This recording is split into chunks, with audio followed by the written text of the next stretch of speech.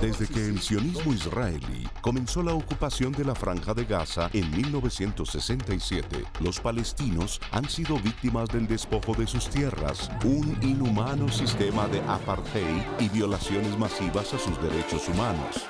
Desde entonces, son numerosas las resoluciones de la ONU que condenan la invasión violenta del territorio palestino sin resultado alguno, dada la pasividad y complicidad de la comunidad internacional.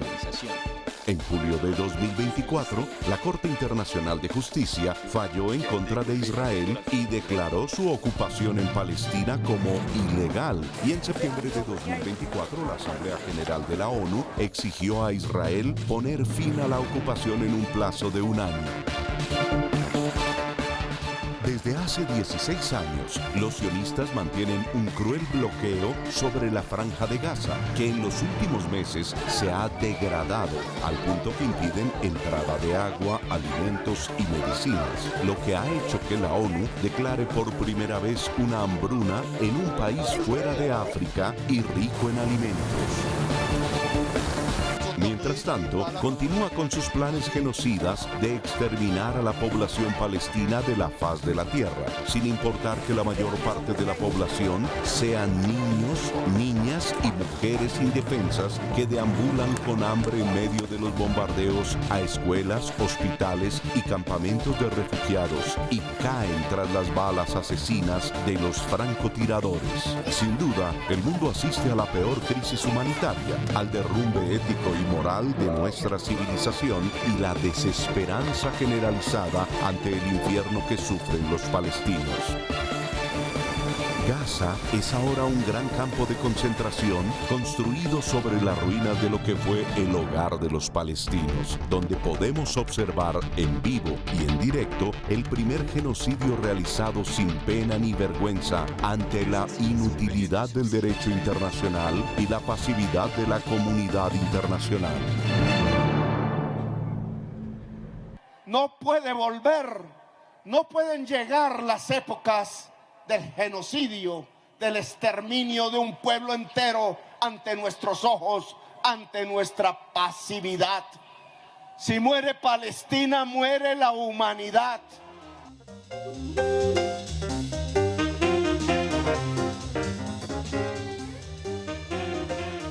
Muy buenas noches y bienvenidos a este programa especial que tenemos hoy de la situación dramática, la crisis humanitaria en la Franja de Gaza. Esta semana que el primer ministro israelí Netanyahu ha arremetido en su campaña de exterminio contra el pueblo palestino. El momento en que las Naciones Unidas le habían exigido acabar la ocupación, estamos en un proceso de reconocimiento del Estado palestino y cuando Estados Unidos también fortalece su apoyo a este genocidio, a esta violación masiva de derechos humanos en Gaza. Y la respuesta de la comunidad internacional con la flotilla de barcos que van en este momento hacia Gaza, los plantones en todo el mundo y especialmente queremos destacar el apoyo del gobierno de Colombia y por eso queremos saludar a nuestro primer invitado que es el doctor Víctor de Currea Lugo, médico, corresponsal de guerra por muchos años y hoy asesor presidencial para Oriente Medio de la Presidencia de la República. Doctor Víctor, buenas noches y muchas gracias por aceptar esta invitación para hablar de este tema tan delicado y tan importante para Colombia y la humanidad. Buenas noches, gracias por la invitación y un saludo al público de RTBC. Bueno, y tenemos un invitado muy especial desde la Franja de Gaza, es Libre Ankara. Libre, muy buenas noches, muy buenos días en Gaza, son allá más o menos las 4:30, 5 de la mañana. Sí, casi las 5. Muchísimas gracias por tenerme. Bueno, gracias por madrugar y estar aquí. Muy importante este testimonio vivo desde Gaza. Libre es ciudadano puertorriqueño, trabajador humanitario. Está en este momento viviendo en directo lo que está sucediendo en Gaza con los bombardeos, la ocupación israelí y toda esta tragedia que estamos viviendo precisamente con esta situación tan difícil del pueblo hermano de Palestina.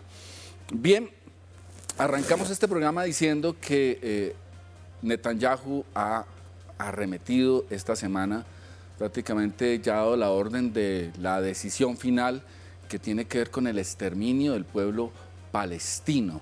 Netanyahu ha subido su bastón de atrocidades, ya no solo atacando hospitales, escuelas, masacrando niños, sino que ya esta semana nos sorprendió la noticia de cómo han puesto, sacaron a los organismos internacionales, sacaron a las ONGs, pusieron centros de distribución de comida que llaman allá centros trampa para asesinar palestinos cuando van con el hambre que se está viviendo hoy allá precisamente a proveerse de alimentos.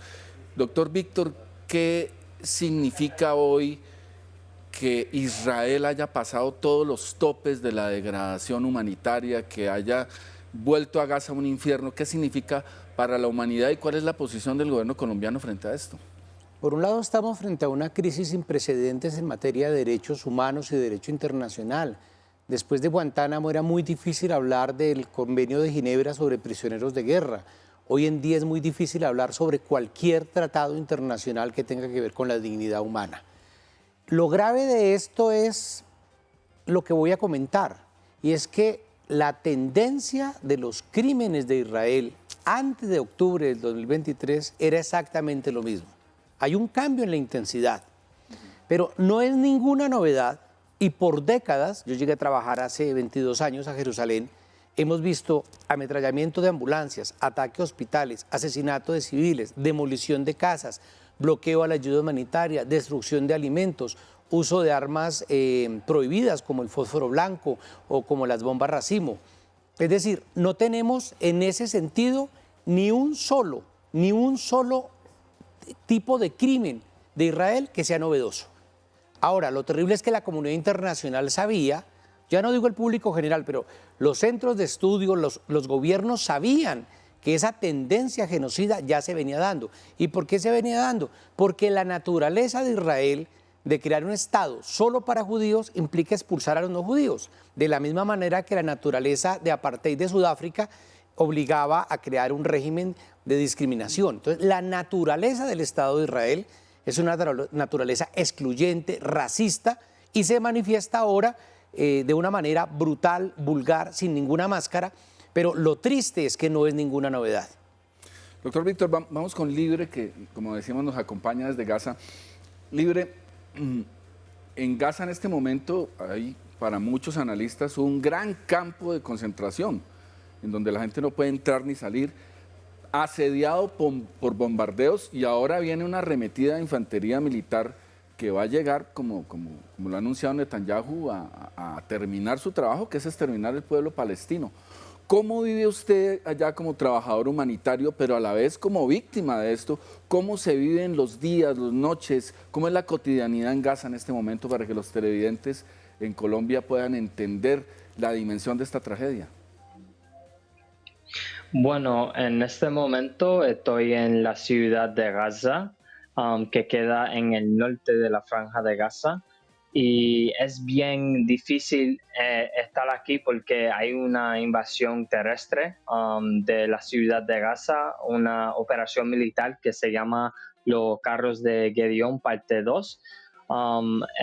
Y ellos literalmente están 4 de los 13 barrios aquí en la ciudad de Gaza, y no hemos podido dormir bien por casi una semana.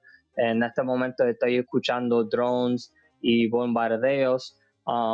Entonces, desafortunadamente, la situación es bien complicada. Hay más de 1 millón de personas viviendo en tiendas de campaña sin acceso a agua, comida y un montón de masacres. Hoy por la mañana mataron 28 personas. Y esto es diario.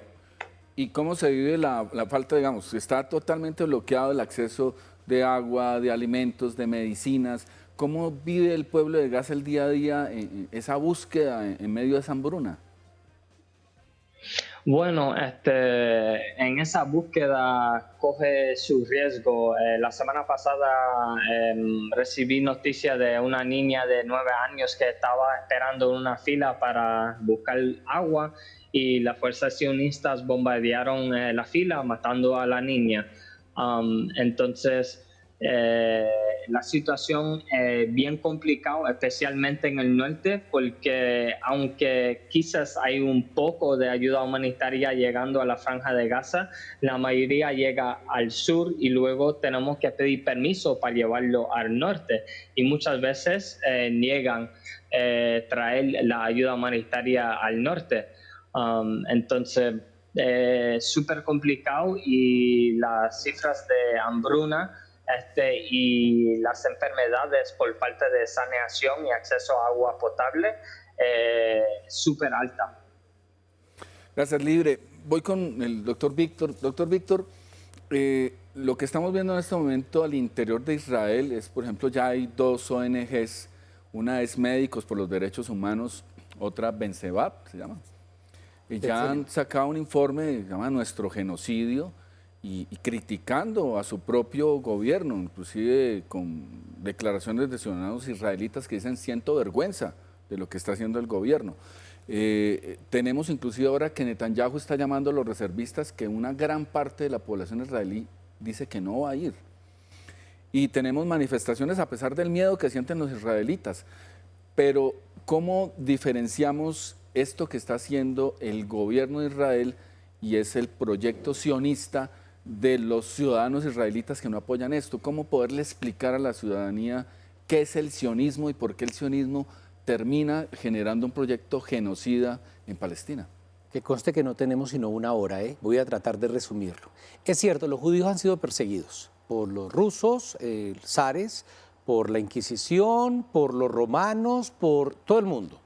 El problema es que la solución que se propone a esa persecución de los judíos no es garantizar sus derechos plenos en cada país, que respeten plenamente a los judíos en Holanda, en España, en Colombia, donde sea, sino que proponen crear un país único para judíos, un país solo para judíos. Y ese es el gran problema. Eso lo proponen en el siglo XIX, no tiene nada que ver con Abraham, tiene nada que ver con... Teodoro Herzl. Entonces Teodoro Herzl propone, creamos un país solo para judíos. ¿Dónde? En Palestina. Pensaron en otros sitios, pero al final se quedan con Palestina. ¿Y cuál es el problema? Uno, que ese territorio ya tiene dueño.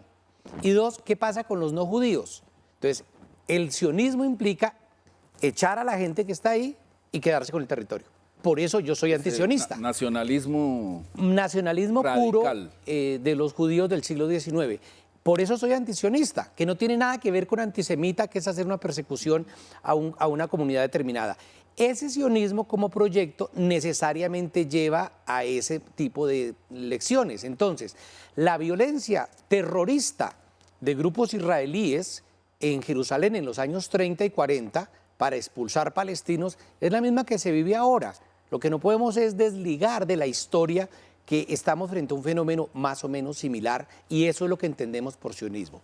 Ahora, frente a eso, el gobierno colombiano ha tenido una postura clara, y esa postura colombiana ha sido de acuerdo a nuestra Constitución. Colombia es parte de los tratados de derecho internacional humanitario, Colombia es parte de los tratados de derechos humanos, de la Convención contra el Genocidio. Entonces Colombia está diciendo, allí se está produciendo un crimen de guerra. Pero no lo dice Colombia, no lo dice únicamente Petro, lo dice la gran parte de la humanidad, lo dice Sudáfrica, Namibia, Malasia, y no es un problema de que sean ni de izquierda, ni árabes, ni musulmanes, sino que la humanidad y dentro de ellos los judíos. Con relación al segundo punto, B'Tselem es una organización importante que ha dicho es nuestro genocidio. Hay un grupo de soldados de Gaza que tiene una página web que se llama Breaking the Silence, rompiendo el silencio, y ellos han documentado por años. El Comité Israelí contra la Demolición de Casas demostró que entre 1967 y el 2010 Israel demolió con orden judicial 25.000 casas palestinas. Entonces, ¿quién es el terrorista? El problema es que todos estos datos no dejan de ser, y lo digo con dolor, una inmensa minoría. ¿Por qué? Porque lo que uno ve viviendo allí y viendo ahora es que la sociedad israelí, un pedazo de la sociedad israelí, es sionista, está capturada por el sionismo, se cree en el pueblo elegido, creen que esa es la tierra prometida. Entonces, muy valientes, muy loables los amigos y amigas judíos antisionistas que están dando la pelea. Desafortunadamente, cuando uno ve que se organizan, por ejemplo, cosas vergonzosas como estas, tours en barcos para ir desde el Mediterráneo a ver los bombardeos en Gaza, o marchas masivas en Jerusalén y en Tel Aviv gritando, el único árabe bueno es el árabe muerto. Entonces, también hay gente que está gritando contra Netanyahu, no porque esté a favor de los palestinos, sino porque Netanyahu no los ha matado como ellos piden que los maten. Claro. Bueno, y hablábamos que Netanyahu ya pasó todos los topes, ha ido como midiendo que cada día hace una atrocidad más, pero más brutal que antes y no pasa nada. Ariel Sharon decía que lo que no se podía resolver con la fuerza, se resolvía con más fuerza. Puede ser Netanyahu, puede ser Olmert, Ariel Sharon, Golda Meir, a quien quieran. El problema no es la persona y esa es una de las cosas que yo quiero transmitir a la audiencia. Dejemos de creer que el problema es Netanyahu, que se le fue la mano. No, es que el sionismo en su ADN trae ese proyecto de expulsión. Por tanto, puede ser Netanyahu o cualquier otro, iba a terminar necesariamente en esta confrontación. Y ahí es donde queda un escenario claro para el mundo. O usted está con los genocidas o está contra el genocidio. Y ahí no hay término medio. Correcto. Y dentro de esto, que voy con Libre porque es importante también que describamos lo que está sucediendo en Gaza con poblaciones específicas, porque, digamos, en el mundo nos habíamos puesto hace muchos años de acuerdo en que los niños eran intocables en la guerra, pero esta guerra, y lo ha denunciado UNICEF, es una guerra contra niños y niñas, que es una parte importante de la población de Gaza. ¿Cómo han visto ustedes esto? Tenemos noticias de francotiradores que precisamente persiguen niños para asesinarlos. Tenemos noticias de escuelas bombardeadas, de hospitales bombardeados donde están atendiendo niños. ¿Cómo viven ustedes esto por dentro? ¿Cuál es la sensación de la gente de Gaza ante el homicidio de sus niños y de sus niñas? Bueno, hay que tomar algunas cosas en cuenta. Estamos entrando el tercer año en que los niños no están asistiendo a escuela. Y además de eso, la gran mayoría de la población azatí son menores de edad. Estamos hablando de que desde el principio de este genocidio ya quedan casi 20.000 huérfanos, es decir, casi 20.000 niños han perdido uno o dos de sus padres. Um, y, y esto no me sorprende. La semana pasada salió una investigación en que las fuerzas sionistas admitieron que 83% de la gente masacrada durante este genocidio han sido civiles. Entonces estamos hablando de un genocidio intencional y un enfoque en tratar de destruir y atacar el futuro de Gaza, que es la niñez. Entonces, estamos viendo, o sea, por ejemplo, en los hospitales, hay gran mayoría de niños ahí en los hospitales con heridos, con balas en sus cabezas o en sus pechos, intencionalmente por las fuerzas sionistas. Y hemos visto demasiado niños muertos durante este genocidio. Y ataques intencionales a las escuelas que se han convertido en lugares de refugio durante este genocidio, pero también lugares de masacres, porque no hay ningún lugar seguro dentro de la Franja de Gaza, incluso los hospitales y las escuelas, donde han ocurrido varias diferentes masacres, y también tomando en cuenta de que 88% de las escuelas dentro de la Franja de Gaza han sido destruidas total o parcialmente. 88%, estamos hablando de la infraestructura educativa, estamos hablando de la infraestructura hospitalaria, estamos hablando de los bienes que están protegidos por el derecho internacional humanitario, lo que quiere decir que hay una destrucción en Gaza de toda la infraestructura civil que se supone no puede ser tocada en las guerras. Libre, me hago la pregunta desde acá, ¿qué lugar queda seguro en Gaza entonces? Bueno, en este momento 86.3% de la Franja de Gaza está bajo órdenes de evacuación. Es decir, quedamos con menos del 14% de la Franja de Gaza que supuestamente debe ser seguro. pero hoy por la mañana había un masacre en el área de Moasi, que queda en el sur de la Franja de Gaza, dentro de una área supuestamente humanitaria, donde ellos masacraron más de 30 personas, quedando en un campamento de refugiados. Y para que la gente sepa, la Franja de Gaza no es tan grande, entonces en este momento hay casi 2 millones de gazatíes quedando en 40 kilómetros cuadrados. Estamos en una área bien pequeña y esto es parte de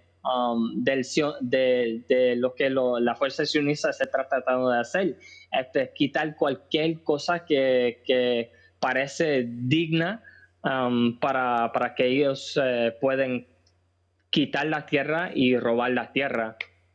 Correcto, Libre. Voy con el doctor Víctor porque, digamos, dentro del proyecto sionista lo que pretenden es acabar con el Estado de Palestina, en la concepción occidental de lo que nosotros conocemos como Estado, que es territorio, población y gobierno. Territorio es terminarlo por medio del genocidio, por eso inclusive, como nos decía Libre, están exterminando a los niños, porque es el futuro de la población gazatí. El gobierno, porque van es por la autoridad palestina, de Gaza siguen para Cisjordania, ese es el plan que anunció Netanyahu. Y el territorio pues lo destruyeron ya y ahora viene la anexión.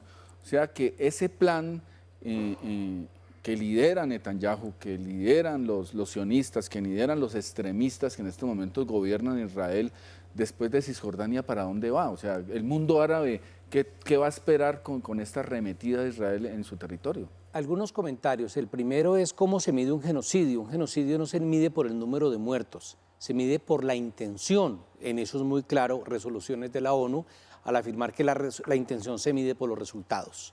Una hambruna, allí se están produciendo unos crímenes del asesinato, pero también de la pasividad de cortar la ayuda humanitaria. Por acción y por omisión están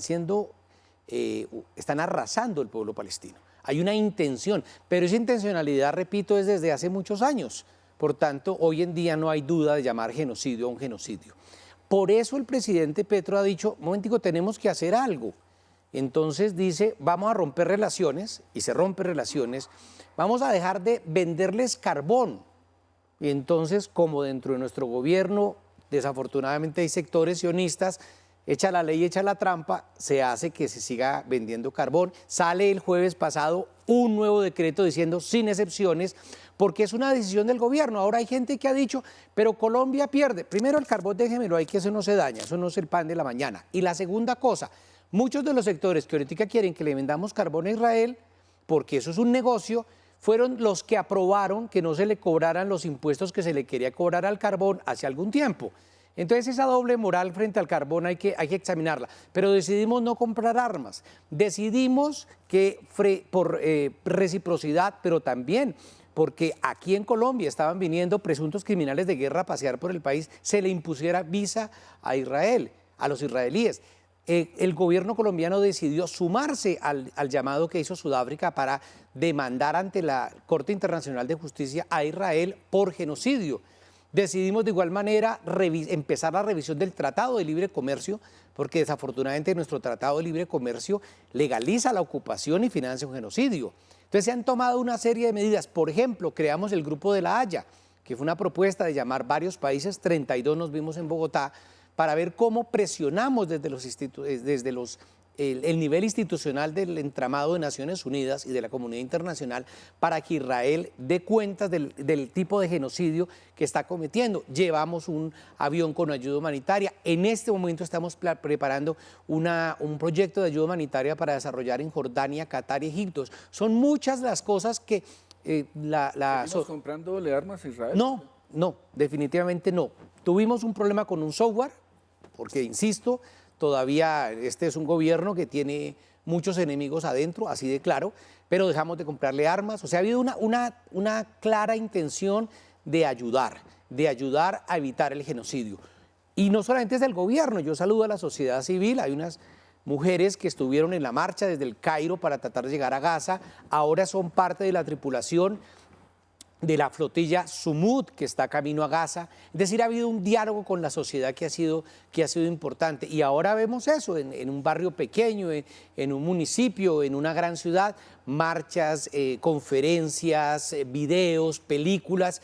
Y yo creo que lo que está en juego, como dice el presidente Petro, no es el futuro de los gazatíes o de los árabes o de ciertos musulmanes, no. Es que lo que se está poniendo en juego es si todo eso que nos inventamos después de la Segunda Guerra Mundial de los derechos humanos, ¿eso tiene algún sentido o eso ya está muerto? Correcto. Bueno, no solo en Israel se está hablando de la vergüenza de pertenecer a un Estado que está cometiendo un genocidio de estas características, sino también en Europa, ante la pasividad de los Estados, ante el silencio, ante la inactividad, también ya los europeos están hablando de vergüenza, e inclusive en los mismos Estados Unidos muchos ciudadanos y organizaciones están hablando de la vergüenza de que Estados Unidos acompañe esto.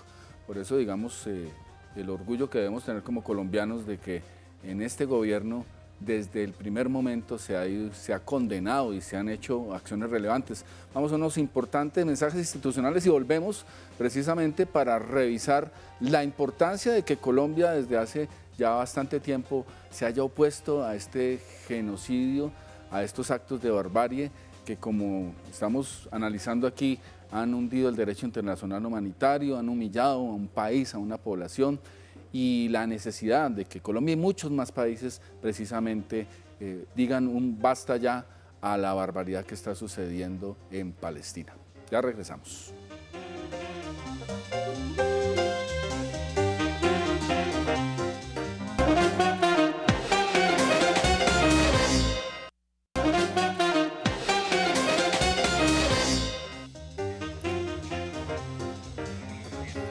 Bien, y regresamos con esta dramática situación que se vive en la Franja de Gaza con la arremetida, la estocada final que ha anunciado el primer ministro Netanyahu contra la población de la Franja de Gaza y posteriormente contra Cisjordania. Bien, profesor Víctor, tenemos un tema que ha dado mucho de qué hablar y es la posición de los medios de comunicación en Colombia y cómo han cubierto precisamente las críticas que desde hace mucho tiempo viene haciendo el presidente Petro. Yo quiero mencionar 3 noticias recientes. La primera, en Blue Radio, una periodista dice hace poco que el presidente Petro está más interesado por lo que pasa en Palestina que por lo que pasa en Colombia, con un desdén y como si estuviéramos hablando que en Palestina está sucediendo algo que no nos afecta. En segundo término, quisiera traer el titular de semana donde destaca con mucho bombos y platillos la foto que se toma el expresidente Duque, Gabriel Gilinski, dueño de Semana, con Netanyahu, que es un criminal de guerra, es un criminal de lesa humanidad y tiene orden de captura por genocidio. ¿Cómo explicar que medios y sectores políticos, económicos y sociales de Colombia estén hoy apoyando y llamando a apoyar un genocidio en un pueblo como Palestina? Hablábamos ya y creo que quedó claro lo que es el sionismo. Hay una categoría que sí es mía, que es el sionismo criollo. Y el sionismo criollo no es más que esa referente en Colombia de personas que apoyan a Israel. Y yo solamente veo 2 explicaciones posibles. Uno, la ignorancia supina, es decir, la gente no sabe lo que está pasando, cosa que me cuesta creer que hoy en día la gente no sepa que hay un genocidio en curso en Palestina. Está en vivo y en directo. Transmitido por las mismas víctimas, o perversión. No veo otra alternativa. Pero hay un dato interesante. En el 2010 una flotilla similar intentó llegar a Gaza de turcos y mataron 10 turcos en aguas internacionales y eran civiles. Y la ONU, por presión de Israel, creó una comisión para investigar el crimen. Y en la comisión estaba Álvaro Uribe Vélez y su secretario era Iván Duque. Y concluyeron que Israel solamente se defendía. Entonces ya podemos entender por qué en muchas marchas de la oposición en Colombia van con la bandera de Israel. Porque hay una postura y una apuesta grande. Me parece profundamente torpe a alguien salir a tomarse una foto con un genocida, Pero lo que me parece más torpe es cómo hay un sector de la sociedad colombiana que sigue sin entender, y ahí voy al primer punto, que es que el problema, nosotros tenemos que aprender a pensar más allá del pasaporte. Cuando aquí hubo los falsos positivos, cuando aquí hubo las masacres, si aquí hay un terremoto, esperamos que la comunidad internacional se mueva. Si hay inundaciones, esperamos que los hermanos de Venezuela, de Argentina, de México nos echen una mano, de Turquía, de España, que nos echen una mano. Cuando tenemos una crisis, ¿por qué ahora que hay una crisis frente a un pueblo no somos capaces de movernos?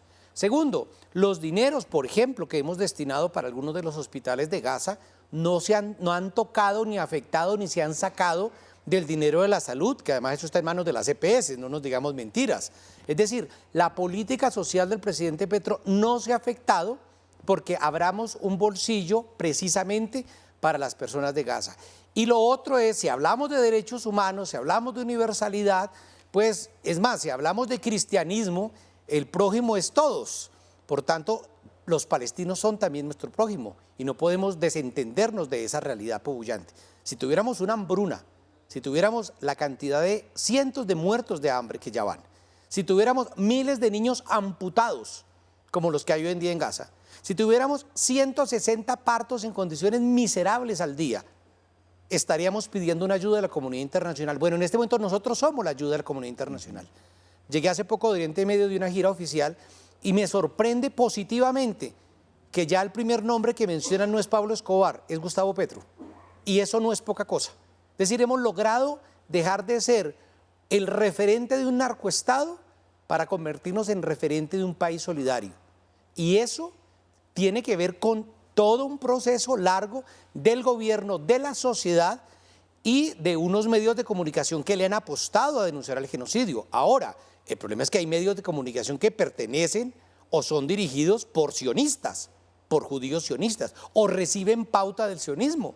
Y hay periódicos y hay revistas que uno respetaba que ya no merecen mi mayor respeto. Hay un director de un periódico que no quiero mencionar que dijo, yo no voy a usar genocidio hasta que no lo diga un tribunal. O sea, ¿de verdad necesitamos esa leguleyada? O hay el director de una revista muy de cambio que está alineado con el lobby judío. Y aquí hay periodistas y hay académicos y académicas que los han invitado a Israel, los llevan en helicóptero, no pisan Palestina. Vuelan en helicóptero una semana y vuelven aquí convencidos de que estuvieron en el terreno. La pregunta es, ¿usted vio una demolición de casas? ¿Usted entró a un hospital palestino? ¿Usted habló con un palestino? ¿Usted pisó Cisjordania? No, no lo han hecho. Pero vuelven con una propaganda continua y sistemática de que los malos son los árabes porque el 11 de septiembre y los judíos son eternamente víctimas porque el holocausto.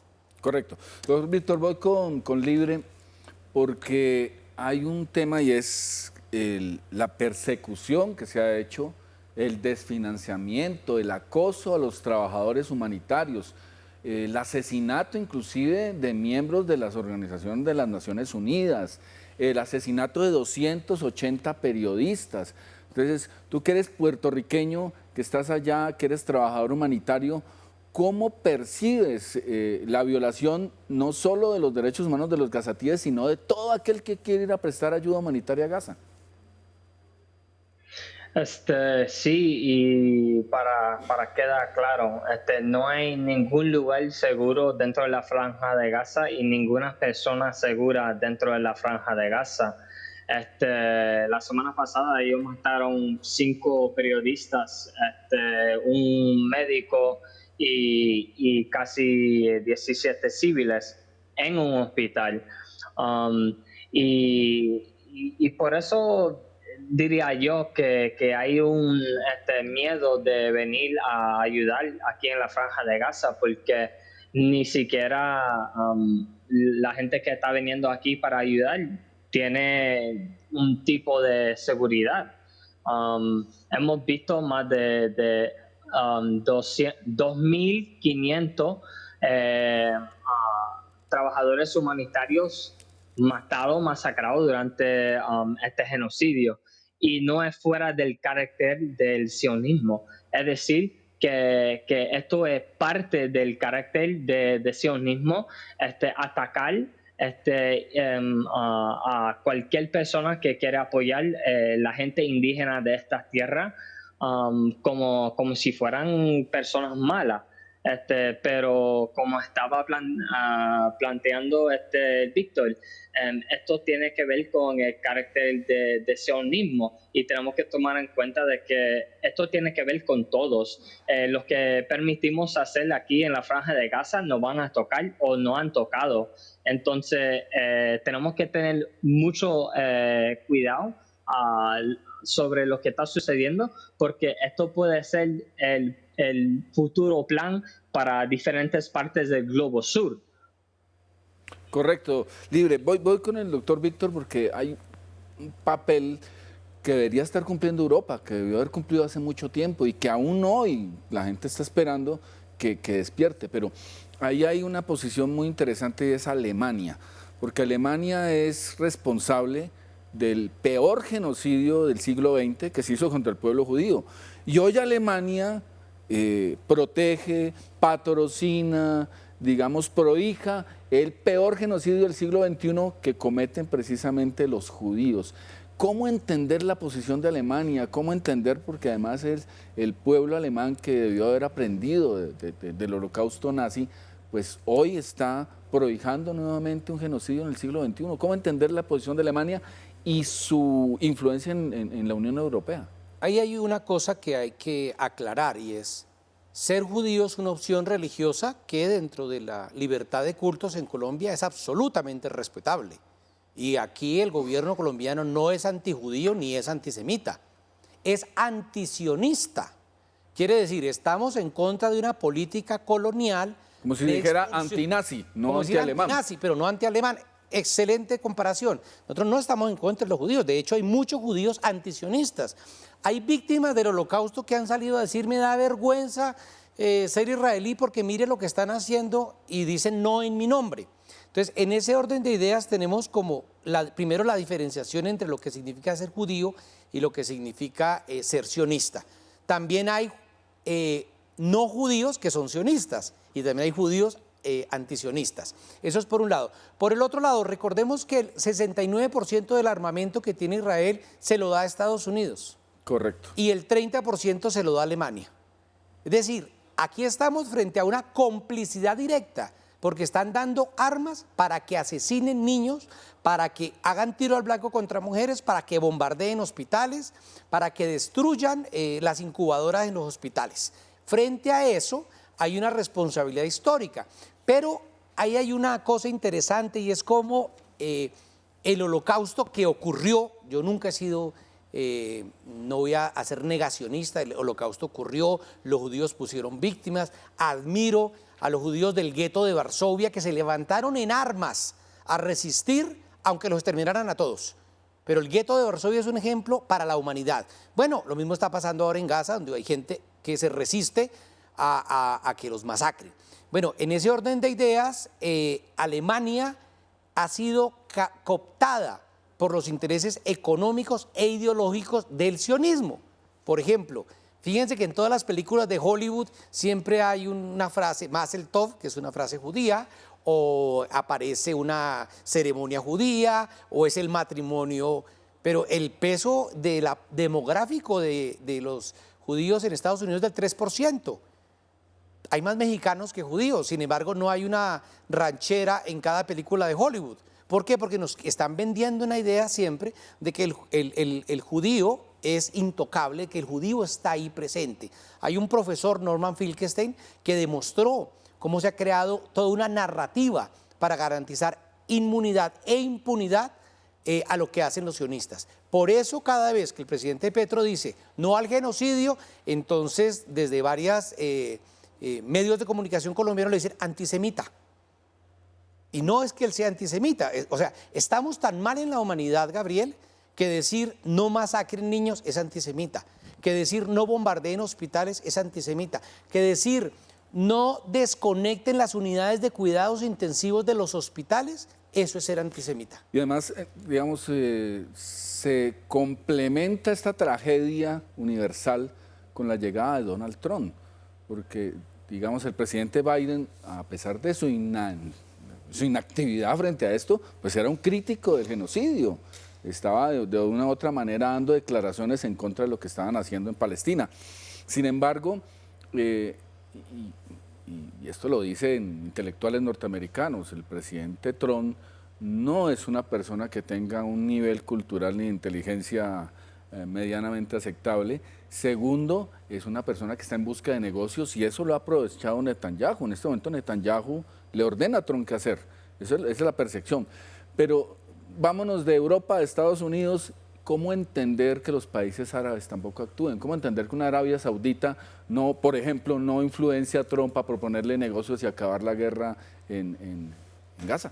Voy a hablar de Estados Unidos. Mire, el presidente Reagan aceptó los asentamientos, el expresidente Obama aceptó Jerusalén, el presidente Bush hizo otro tanto, el presidente Biden también aprobó nuevos asentamientos. Es decir, el problema de Palestina y la gente palestina es muy simple, muy sencilla. Hay un territorio que se lo quieren quedar los israelíes y para quedárselo hay que echar a los palestinos. Por eso hay una pelea por territorio, punto 1. 2, se quieren quedar con Jerusalén, que aunque es una ciudad con estatuto internacional, según el derecho internacional, se la quieren apropiar. 3, expulsaron unos refugiados en la guerra del 48 y no los quieren dejar regresar. Y son millones viviendo en Líbano, en Siria, en Jordania y en Egipto principalmente, incluso aquí en Colombia hay algunos. Y 4, Israel empezó a crear unos barrios en el territorio palestino para beneficiarse como un queso gruyère, pero son barrios que están interconectados entre ellos. Yo viví allí, no en territorio ocupado, en territorio ocupado, y para moverse de un barrio de estos a otro, de un asentamiento a otro, utilizan carreteras donde solo pueden transitar carros israelíes. Esos 4 puntos del derecho ya están dichos en el derecho internacional. Cualquier abogado o abogada que me está oyendo, les digo, si ustedes respetan mínimamente el derecho internacional, mínimamente, tienen que ponerse del lado palestino. Y lo segundo, ¿qué han hecho los presidentes desde Reagan acá de los Estados Unidos? Todos, absolutamente todos, y Kamala Harris no hubiera sido la excepción, son sionistas. Hay que pasar por Jerusalén, por el lobby judío, para poder tener acceso a la presidencia de los Estados Unidos. Claro, Donald Trump lo ha hecho a lo bestia por la coyuntura que se da y eso Netanyahu lo sabe. Pero no quiere decir necesariamente que otras opciones políticas dentro de los Estados Unidos no sean lo mismo. A mí me dolió que hasta Sanders al comienzo trató de reducir todo el problema a los actos de Hamás. La pregunta es, si todo es culpa de Hamás, ¿por qué hay masacres, demolición de casas y asesinatos antes de 1987? Si todo es culpa de la OLP, ¿cómo me explican los crímenes israelíes cometidos en los años 30, los 40, antes de 1964, cuando nace la OLP? Pero volvamos al tema de los árabes, digamos. Los países del Golfo Pérsico perfectamente le pueden decir a Donald Trump, hagamos un acuerdo comercial de trillones de dólares nunca visto y acabemos la guerra en Gaza. Hay varias cosas. La primera es que tenemos que diferenciar entre las políticas de las monarquías de Oriente Medio y los pueblos, y son cosas diferentes.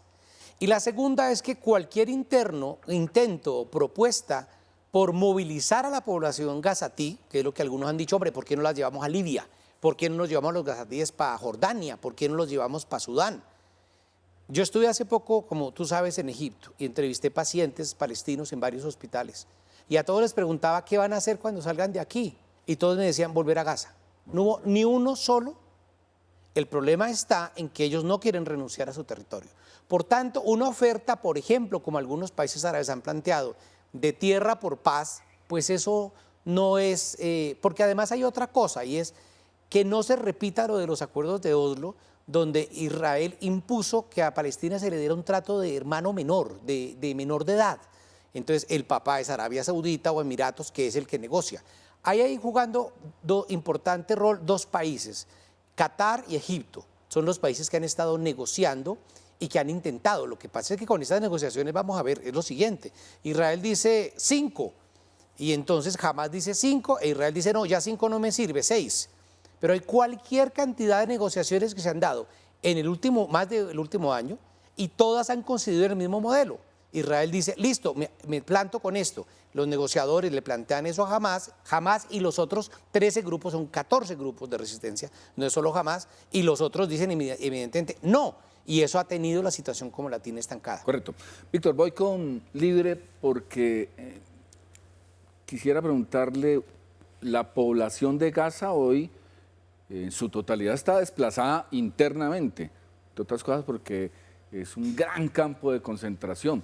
Tú dices que ya hoy el territorio en un 87% no es seguro, que el espacio que queda para que cerca de 2 millones de personas estén movilizándose, huyendo por su vida, ese pedazo. Pero además viene el anuncio que hace Trump, que destapa esta semana el Washington Post, de que Estados Unidos va a colaborar con la salida de los palestinos de Gaza y que Gaza será convertido en un centro vacacional, en un centro de diversiones, o sea, sobre los cadáveres de niños, niñas y mujeres. Donald Trump acaba de anunciar que va a hacer unas Vegas en Gaza. ¿Qué sentimiento viven ustedes en Gaza frente a estos anuncios? ¿Y todavía queda campo para la esperanza en Gaza en este momento? Bueno, hay una palabra en árabe que se llama kaher, aunque es como, o sea, más de rabia, y algo que se pasa de generación tras generación, y viene desde un dolor y una rabia desde los antepasados. Y eso es lo que está sucediendo ahora mismo. La población hazatí, o sea, desde afuera, Trump junto con Netanyahu está planteando de que para tener paz, para tener seguridad, los hazatíes, la gente indígena de esta tierra tiene que salir, pero eso no es una solución.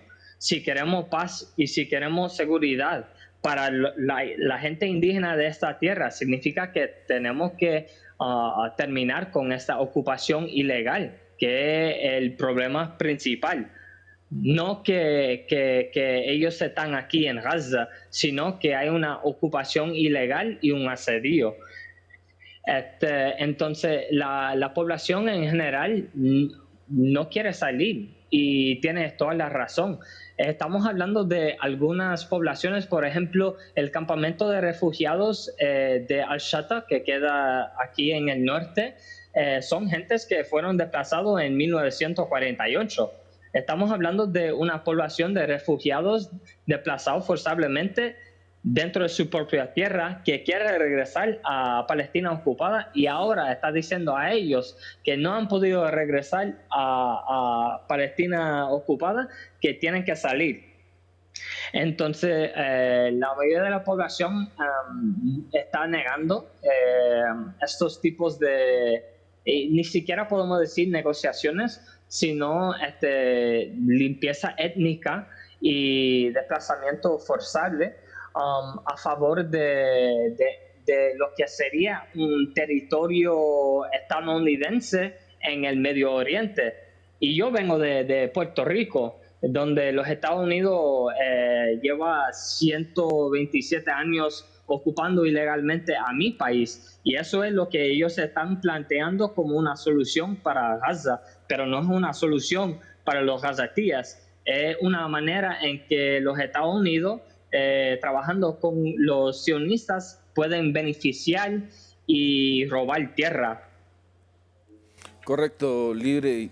Víctor, pues Trump ha anunciado que los que sobrevivieron al genocidio de Netanyahu les va a dar $5.000 para que abandonen voluntariamente. Ahí es donde uno dice ya el grado de deshumanización, pero a la vez es ignorancia, es estupidez, porque decirle a la gente que abandone voluntariamente con $5.000 para poder construir lo ha llamado Trump, la Riviera del cercano Oriente.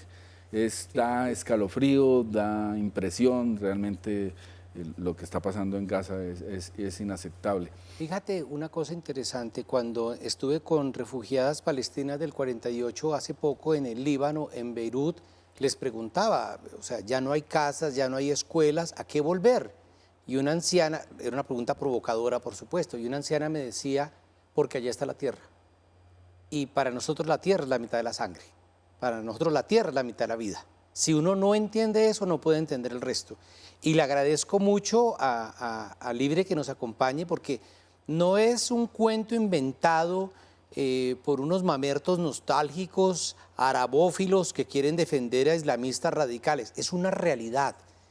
Utilicen cualquier fuente, las ONGs israelíes, las Naciones Unidas, los institutos académicos que son serios, o vayan allá en la medida en que puedan, visiten Jerusalén y cuando vean el muro de la ignominia que ha establecido Israel de 720 kilómetros para robarle territorio a los palestinos, cuando crucen por un retén y vean la humillación permanente de los palestinos, entonces hablamos. Pero hay un afán de querer pontificar sin acercarse a esa realidad. Y es una realidad que, como dirían los poetas cristianos de la Edad Media, es inefable. O sea, no se puede describir con palabras el horror, con un problema muy grave. Me decía un gazatí, usted coge 5 niños gazatíes y los mata y no pasa nada.